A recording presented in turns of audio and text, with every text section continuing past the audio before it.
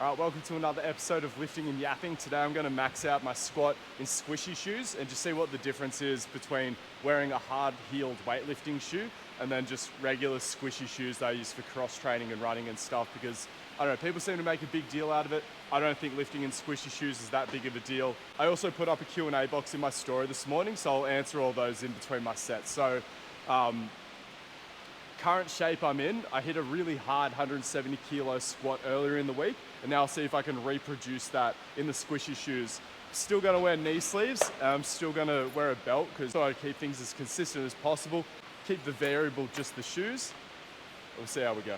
And if I squat more than what I squatted earlier in the week in my proper weightlifting shoes, you all have to sign up to GPP level 1. I'll keep the sale going for one more day.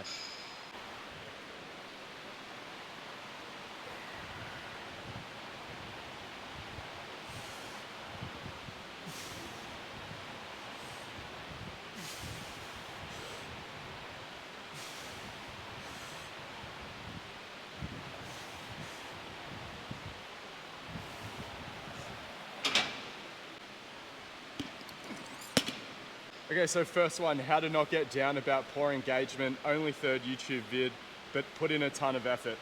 You just have to manage your expectations. I just think it's really unreasonable for you to have any expectations about how much interaction you should be getting when you post 3 pieces of content on YouTube. So I just don't think you should have any sort of expectations until you've put a year into it, because, I mean, being a successful YouTuber is something that so many people want. So like, why would it be easy? Why would it just be a matter of posting 3 videos and then getting good interaction?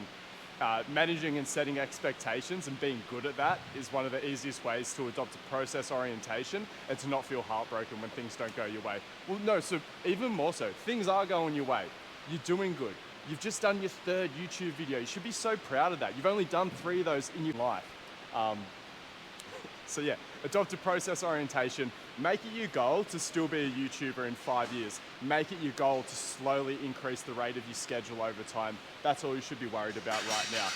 You probably also, I know you put a lot of effort into it, but that's the other thing. Like, realize that you suck at making YouTube videos currently, and there's no way that you won't get way better at it after 2, 3, 4 years. So I think like 5 years of effort isn't that much to trade for having a really pumping YouTube channel. So not that I have one yet, but again, that's sort of my attitude.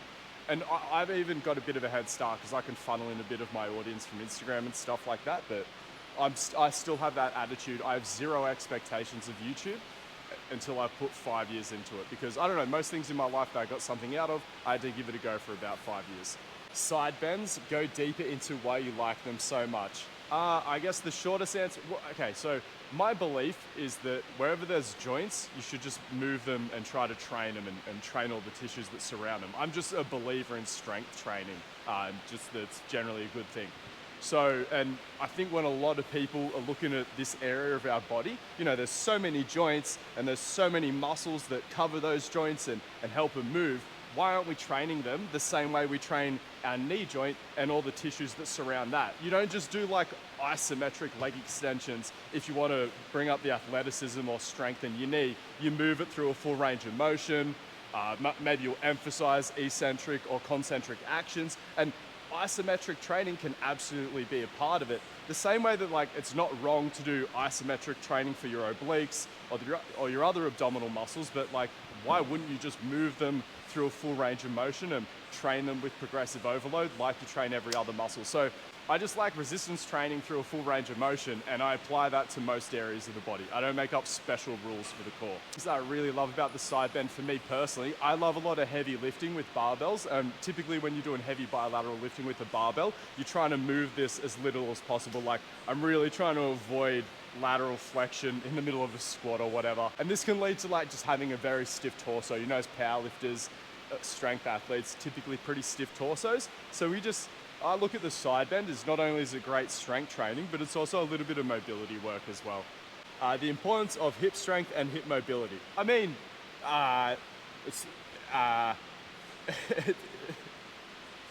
what is this question? Like, it's good. Like, more is good and more is better. Less of those things is bad. Not too bad, depending on your goals. I mean, the importance of hip strength and hip mobility. I mean, I guess like in a certain sense, I never really think about those things. Like, I just sort of think, I want strong legs and I want a big squat, and I'll just do that, and I will have strong and mobile hips from that. Well, not just that, but doing all the other shit like that. But yeah, I don't like wake up and be like, oh, I need hip strength and hip mobility. I'm attracted to doing things that give me those things. So Captain Martin Casey, I want to shout out to you for asking one of the worst questions I've ever received, and then straight after it following up with one of the best questions I've ever received. The balance between over-intellectualizing S&C or being too much of a simpleton. I think that this is a lifelong journey, and I think if you don't find yourself alternating between these two perspectives, not on a regular basis, like not within the same month, but over the course of a couple of years of your training journey or your coaching journey, if you haven't taken several journeys through the Dunning-Kruger, Valley of Despair, Peak of Mount Stupid, or over the mid-width bell curve up and down that thing, like I said, it just is that lifetime journey, and they're two sides of the same coin at the end of the day. Spreading your knees. I'm gonna guess that this is mostly related to like queuing knees out and stuff in a squat. Like honestly, I think whenever you're talking about a conversation like this, you have to give it context. So what year was it? What was the peak of knees out? I'm trying to think, when was the CrossFit Offline debate with Kelly Starrett, Quinn Hannock, the starting strength guy? I'm actually gonna link that down in the description. It's such a throwback. But so I would say that between 2010 and 2016, it wasn't just squats. It was like squats, split squats, deadlifts, any type of hinge, any lower body movement. Hell, if someone was trying to increase their leg drive on bench, people would probably be like, oh, just push your knees out. It'll create more hip torque. Everyone was like, yeah, knees out, torques the hip. Like, and people just like saying torque. So it got so overdone, but then there was definitely this pendulum swing back where I think, what the message should have been was you don't have to just shove your knees out as hard as possible on every single lower body movement, and your glutes will still work if you're not maximally shoving your knees out. Or like your glutes can work in a bit of an eccentric orientation, or they might even work better in a slightly eccentric orientation compared to just always trying to have it as shortened as possible. But then it even got to the point where people are like, oh, you should never tell anyone to push their knees out on a squat. Why the hell would you do that? I'm like, well, nah, that's too much of an overcorrection. We should just, a squat is mostly about going up and down and not falling on your face. If there's any reason to push your knees out, I think it just creates more space for some people to get down. So some people, whether it's due to a lack of ankle mobility or they have a big tummy or certain hip structures, they just feel like things are really crowded when they're trying to go down in a squat. So, I mean, I personally would probably mess around with someone's stance, but again, by telling someone to push their knees out or open their hips, some people find a little bit more space to sit down. Where I do think it is actively a bad cue, the knees out cue, is on the way up in a squat. I'd never really encourage someone to push their knees out as hard as possible when they're on the ascent of a squat, because typically when humans are trying to produce a lot of force, things move in towards our midline. It's really weird to spread yourself like that when you're trying to produce a lot of force. It just, yeah. How can we make training hard great again? I think you just got to lead from the front. Instead of complaining about it, you got to try to not just do it and show it, but then also try to make content around it that gets people motivated to have a crack at it themselves. I think a lot of people want to train hard, but they keep getting noceboed.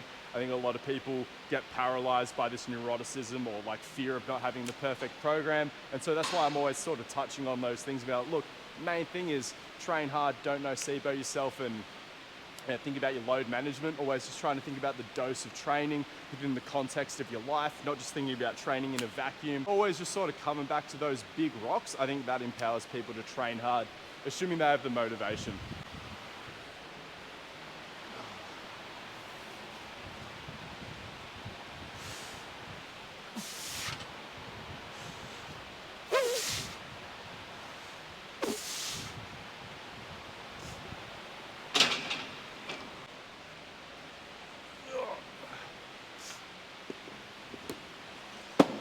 Italo doing normal bodybuilding. Oh, it's so based.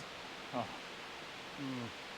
So shout out to Elliot, he's a fellow surfer, and yeah, one of the things that's been getting me G'd up, the state of surfing strength and conditioning, it's a complete and utter shit show. I mean, you don't even need strength and conditioning to maximize your surfing potential. It can make you a healthier person. So I'm not against this idea of surfers getting into training, but just the amount of bullshit they're getting fed. It's basically, surfing S&C is dominated by people who not only failed at surfing, but then also failed at S&C, because S&C only got popular since surfing's been in the fucking Olympics, and any S&C coach who was even mid-tier or average is already just busy and already in a niche or something like that, working with the population before this surfing thing blew up. So you've got this like horrible intersection where you've got a lot of terrible S&C coaches who are terrible surfers, and then you got like surfers are this weird demographic where like they're prone to a bit of woo-woo and they like believing in a lot of like hippie bullshit. So it's really easy to convince them. It's like, oh, you know, you shouldn't be lifting weights like a bodybuilder. You got to relate it all to gait, and you got to be rotating your thoracic spine, otherwise it doesn't transfer to surfing. Where it's like, just doesn't matter how you fucking slice it, the weight room doesn't transfer to surfing. You know what does? Surfing. But obviously people realize that they can sell bullshit to a demographic that has no clue about S&C or the good principles of training. When you actually pay attention to what some of the top guys are doing on the World Surfing Tour and at the elite level, you got Italo Ferreira, he's a world champion, he's an Olympic champion, and he's sort of like Ronaldo. He just does a lot of bodybuilding workouts, and he doesn't speak English, but I'm pretty sure if you spoke to him like, hey, Italo, why are you doing this? Like, are you doing this to improve your surfing performance? I'm pretty sure he's just doing it to be healthy because he likes it and to have a sexy rig. That's the main reason you should be lifting weights as a surfer, just because it's a sport, but surfing's also about being cool and sexy. So it's nice to have a big set of pipes out there in the lineup. Someone's asking about koala chlamydia. Yeah, don't let those things piss on you. I mean, probably shouldn't let most things piss on you. Discuss concentric and eccentric contractions for hypertrophy. Lots coming out about it lately. Yeah, so I think that there's a lot of emphasis on the eccentric aspect of it, and even the lengthened aspect of it, and just emphasizing the stretch, emphasizing like the more eccentrically oriented position. It does seem like that might be a little bit more optimal for hypertrophy, but then for me, I'm never just doing resistance training purely for hypertrophy, so it's never even really a consideration for me. I think, and if you are even just training for strength and hypertrophy, I think that's enough then to just like not worry about that whole thing. If you are just purely training for hypertrophy, then it might be worth considering like, oh, should I be biasing more eccentric contractions, relatively speaking, compared to exercises or setups that bias the concentric part of the contraction? There might be something to be said for that. But for me, where not only am I working on strength and hypertrophy at the same time, but about 3 or 4 other qualities, I just don't have the time and space to think about it. For me, it's target tissue, range of motion, proximity to failure. That's all I'm worried about.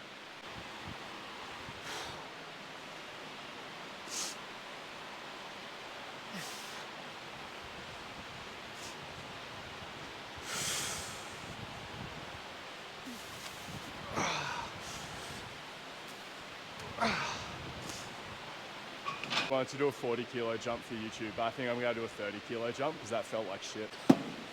Okay, so percentage versus RPE, or plans progression versus how you feel on the day.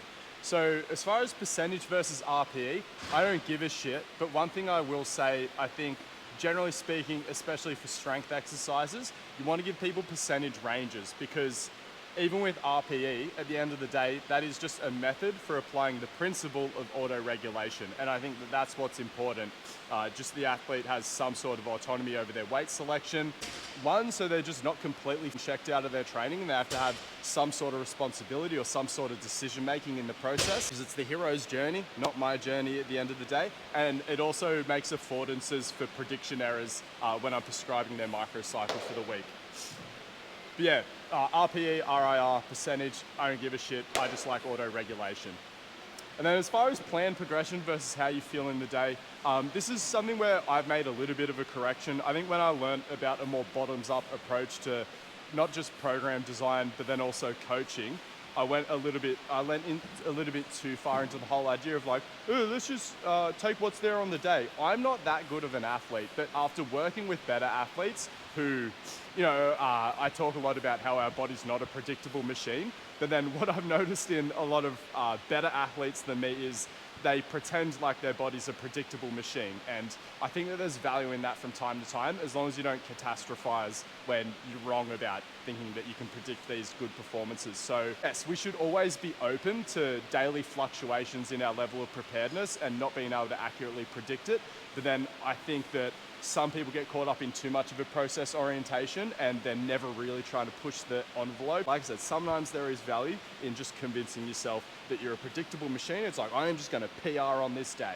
But then, like I said, there's probably more value for more people in just accepting the nature of things and developing that process orientation. Let's see what's there on the day. Because again, I feel like let's just see what's there on the day is always framed as like, oh, not lifting as much today. Sometimes, a lot of the time, especially when you've got good programming, in my opinion, let's just take what's there on the day, often means doing more weight. So yeah, it's important to remember that. There's two sides of the auto-regulation coin. Atlas and Jeff. Jeff still owes me money for when he threw up in my Uber and then locked himself in my hotel bathroom all night. And I've got bigger calves than Atlas, so I'm not going to listen to him. What part of the squat movement would be the worst time to shit yourself? The bottom, or maybe the top, just because no one's expecting it then. If you shit yourself at the top of a squat, it's like, why were you even in the gym that day? If you shit yourself at the bottom of a squat, you're only human.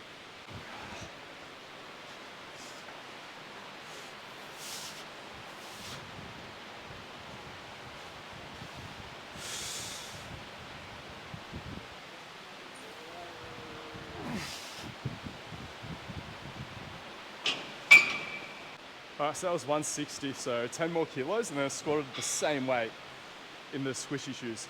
A lot of the time when I use myself as an example of like, oh, look, see, like, you know, you can lift your heavy weights in whatever shoes, people be like, well, Angus, you're shit at lifting. And look, if you consider me shit at lifting, I'm telling you, 99% of the people that we're all selling to are shit at lifting. Like, it's just, I don't care if you think that I'm really strong or really weak. I just know like where I stack up in the population, and I'm ahead of a lot of people when it comes to the lifting. So like I say, if you're a coach who thinks that shoe wear matters, if your lifters are lifting less than me, again, if they feel really uncomfortable lifting in the joggers, I wouldn't make them do it, but seems like it's pretty fine to me. And again, I'm not the strongest guy lifting in joggers. I mean, there's a guy in the rack next to me who's stronger than me lifting in joggers right now. He's a CrossFitter. Electrolytes. I'm gonna go overrated on this one. Having said that, I definitely have a minor addiction to the mango habanero. Is it mango habanero, just mango chili element salts? Like, people just talk about how Element is overpriced salt, but the mango chili element salt is so delicious. But yeah, I think we sort of had this overcorrection on salt where, you know, people realized that salt was probably overly demonized for fit people who are pretty active, you know, maybe even to the point where not only should those people not be demonizing moderate to high sodium intake, but they should be actively looking to up their sodium intake a little bit. Again, just for the purposes of hydration, the amount that they're sweating. You can't just replace it with water. You need to replace it with the right balance of electrolytes as well. What is it? Sodium, potassium, magnesium. I'm not 100% sure what the ratio is, if I'm honest. But yeah, I think we sort of went from a lot of fit and health conscious people trying to avoid or minimize salt, and now we have a lot of fit people just like pounding like 2 to 3 grams of extra salt a day. And just because a little bit of extra sodium's not bad if you're a sweaty person, I don't know if you want to overcorrect and be salt maxing. How many clients can you realistically coach remotely, one-on-one, before quality dips? I think that's highly individual. For me, it's about 15. For other people, I know someone who legitimately had 60 clients on their books, and they were messaging them every day, hassling them, getting them PRs, G'ing them up to train. So I think it really depends on the strength of your systems, but then also your social battery. So at one point I got up to 24 online clients, and for me that just felt like having 24 girlfriends. But again, it all comes down to as well like what online coaching is for you. For some people, and a lot of people talk shit about, I don't want to say low value, like, because it's actually high value, lower tier online coaching offerings. They're like, oh, it's fucking lazy to just send someone a program and check in with them every couple of weeks. I mean, it just depends what you've agreed to and what people are paying for and what sort of service they're after. So I think 1, depending on your systems, 2, depending on your offering, 3, depending on your personality and your social battery, depending on what clients you're sort of working with, and then what their expectations are of you. It's so different for everyone. Trusting or not trusting farts during a workout, I think you should always trust them. Until you shit yourself in the gym, trust every fart. How not to obsess over ollie lifting technique for those new to the sport? Simply don't obsess over it. Like, just, you're ripping weights. And so I think this is a great way to frame it, and especially if someone is trying to convince you that there's a lot of technical aspects to the Olympic lifts, because I'm someone who says that the Olympic lifts aren't that technical, but then in my GPP level 1 course, I do like a 40-minute slow motion breakdown of the lifts. So while they're not that technical at the end of the day, they have the potential to be very technical if you really want to break them down. But you could say the same for a squat. Let's just zoom out so you have perspective. Like, a snatch is definitely more complex than a back squat, which is more complex than a leg press. But all of those things are like here, and then you've got things over here that are like surfing, swinging a golf club. You know, just there's some things in life that are like genuinely technical. The Olympic lifts and a lot of stuff with the barbell, it just doesn't reach over here. All right, thanks for the questions. Let's see if I can hit this 170 squat in the squishy shoes, and then that'll be the end of the video. If you want to learn more about my ideas on training, check out GPP Level 1. If you want to train like me, you can hop in the group programming. There's a link for that below as well. If you want to try some free programs, we've got links for that down in the notes as well.